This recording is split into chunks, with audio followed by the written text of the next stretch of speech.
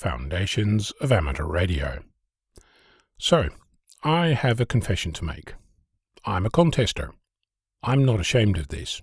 While I'm in a confessing mood, I'll also mention that I've not participated in many contests in the past few years.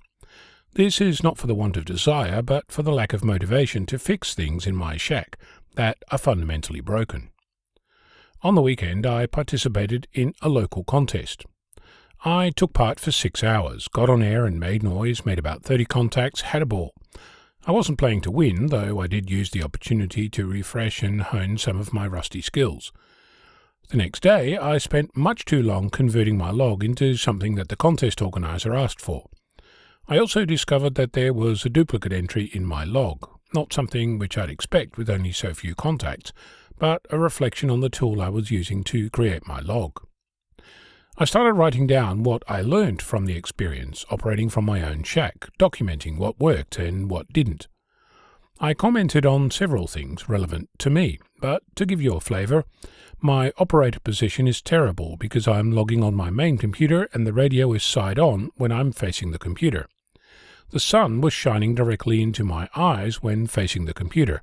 Holding a microphone, I didn't have hands-free. I still don't have an auto keyer to save my voice, my foot pedal didn't work, and my data interface was on loan to another amateur. As I said, these things are specific to me. Logging was worse. It didn't quite bring me to tears, but as the contest went on, it became a problem. I started to write down what was wrong with the tool I was using with a view to submitting patches to fix it when I realized that it wasn't actually built as a contesting logging tool. So I stopped and instead started writing a new list, one that describes what a good contesting tool looks like.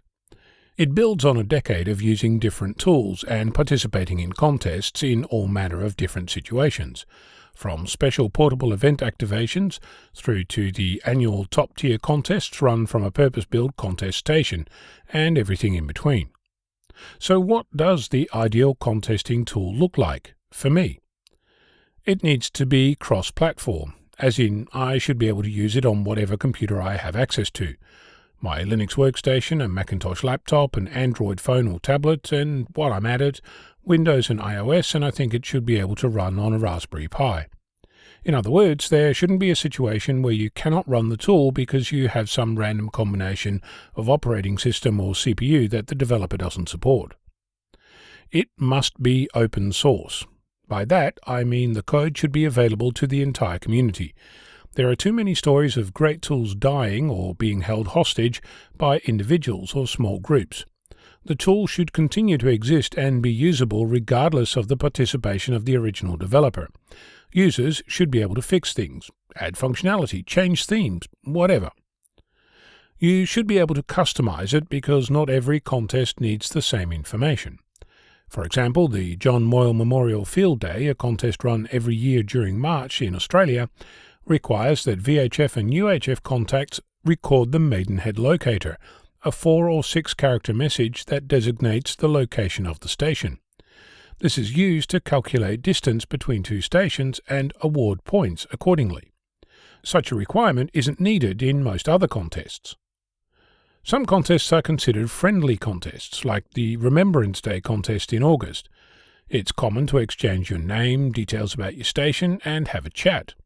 You'd be unpopular if you used that approach for the Oceania DX, the CQ Worldwide, or the CQ-WPX contests. In other words, some fields are expected for some contests but not for others. The tool needs to be able to show if a contact is valid by whatever means the rules for a particular contest decide. It needs to automatically log the time, keep track of previous entries, and know about the SuperCheck partial list to validate partial call signs. The user needs to be able to use either a keyboard or mouse or both to do all the common contesting data entry.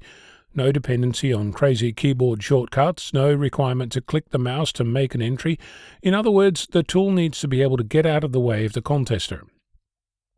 I think it needs to have a plug-in system to accommodate different rules, and it needs to be able to export data in whatever format the contest organizer expects. You should be able to use it without needing to be connected to the internet during the contest. It should be easy to update and have the ability to keep a station log for all the contacts ever made. It would be great if it could also import existing logs so you can start to consolidate older logs. Having spent quite some time looking for such a tool and failing, I've come to the conclusion that there's only one thing for it. I'm going to have to write my own tool, and it would be great if you could help by sharing your opinion on the matter. At this point, I'm looking for suggestions on what you think is needed for a great contesting tool. I realize that for some, pen and paper is sufficient, and I'm not trying to dissuade you from using that.